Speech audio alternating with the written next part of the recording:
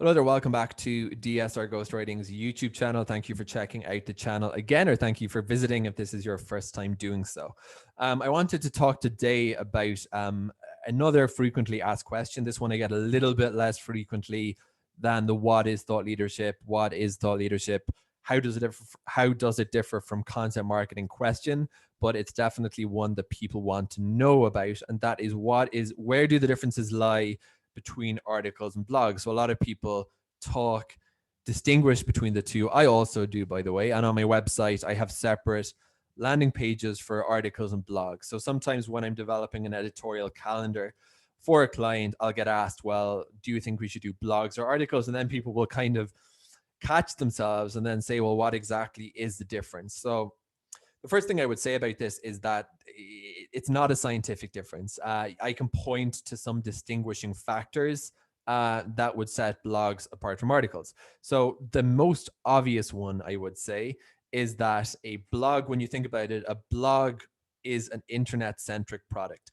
You wouldn't be publishing a blog in a trade media print magazine. A blog refers to something that's on the internet.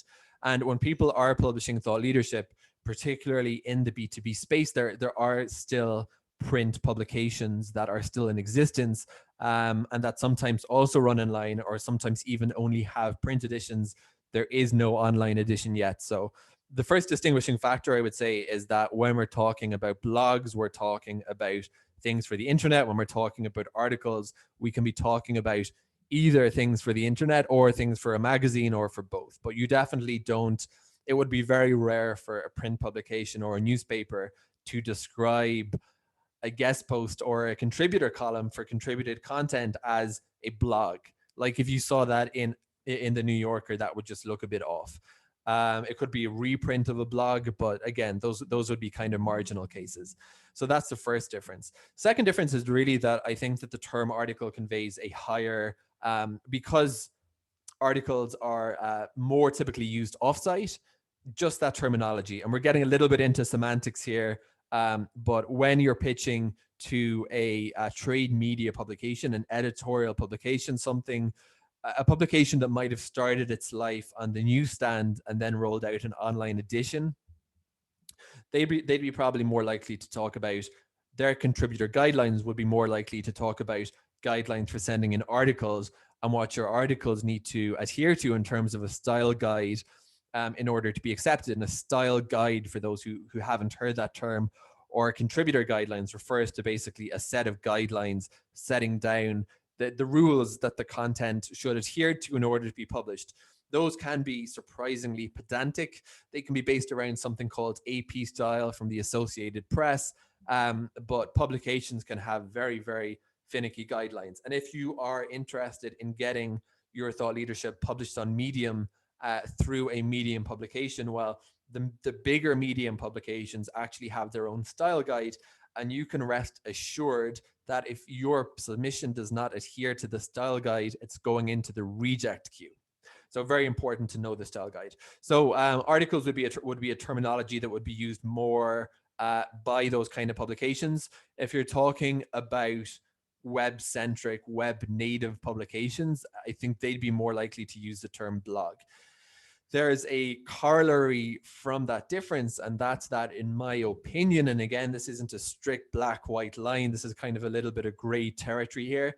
I think that the word article connotes a higher standard of research and a higher quality standard because it's more closely associated with the editorial realm. So I think that's why, for example, on my pricing chart for DSR Ghostwriting, my rates for articles are a little bit higher than my rates for blogs, because when clients approach me to write thought leadership articles for them and they want to pitch it out to off-site, non-managed publications such as Harvard Business Review and Entrepreneur, this thing is not staying, then I will have to do more research in terms of looking into things like the style guide and the contrib guidelines, in order to make sure that the piece, once pitched, has a reasonable chance of getting accepted. So those are my top level thoughts about the differences between a blog and an article. To summarize, a blog is an online centric piece of writing, staple piece of writing in content marketing, extremely useful, evergreen content that, unlike social media, doesn't decrease. So the problem about social posts from an inbound perspective is that they get pushed down the people's news feeds very quickly. So their lifespan quickly diminishes, whereas blog content may not be evergreen in terms of content, but evergreen in terms of living a long and fruitful life if done well on the internet.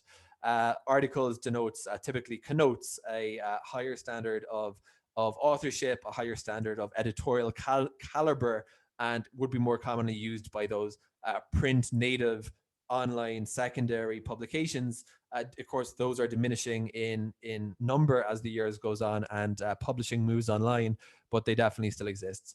Hope those thoughts on the differences between these two terms was useful. If you are interested in learning more about thought leadership, the difference between thought leadership and content marketing, and how you, your organization, or your agency can use thought leadership to get in front of the right audiences, increase your brand awareness, and ultimately lead to more sales, then please check out my website at dsrghostwriting.com. Thank you, and another video insight coming to LinkedIn and coming to YouTube soon.